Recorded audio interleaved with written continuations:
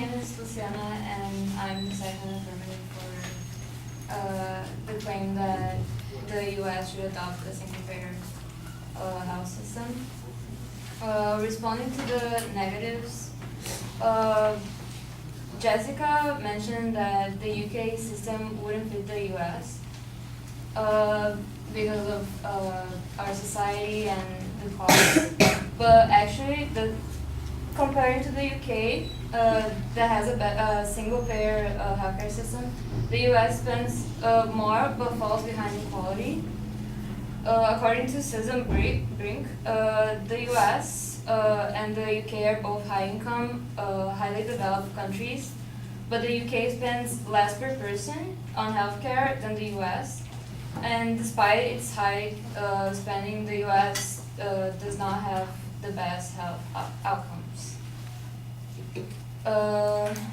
Another point that she makes is that the single-payer system would affect our economy, would negatively affect our economy, but actually having health coverage improves economic productivity.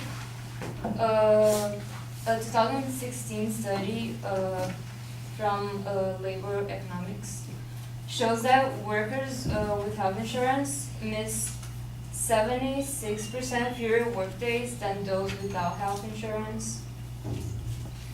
Also, having uninsured Americans makes the U.S. economy lose money. According to the Institute of Medicine report, the U.S. economy loses 65 to 130 billion dollars annually as a result of diminished worker productivity due to poor health and premature deaths among the uninsured.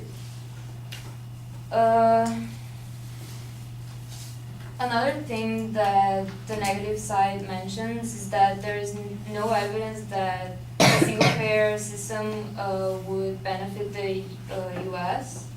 And the U.S. health care system. But actually, single-payer systems, they help with innovation and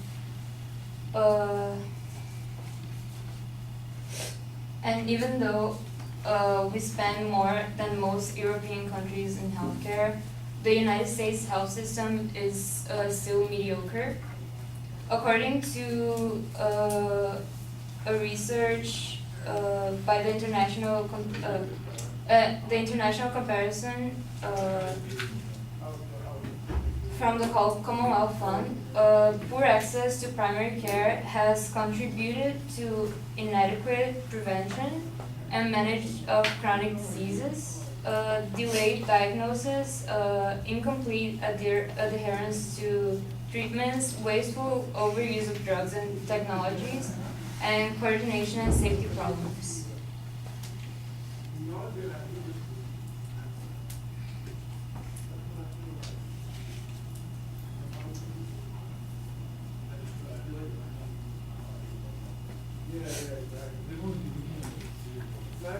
Another point is that the single-payer system would make the health system better and more effective.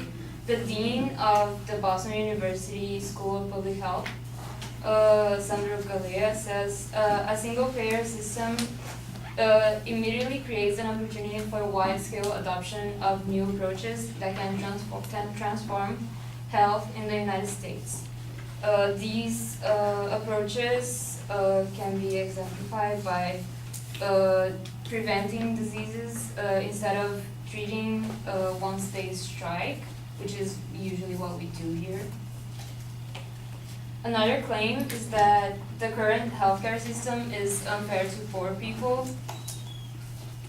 According to Susan Brink from the NPR, when people are paying out of pocket, the poorest people will forego treatment, or they will have treatment and be thrown into poverty because of medical costs.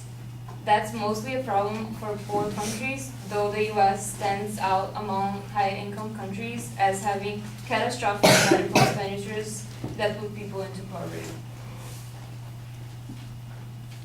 Uh, Another thing is that most people compare the single payer with what we actually have right now as a single payer system, because our system is actually a hybrid.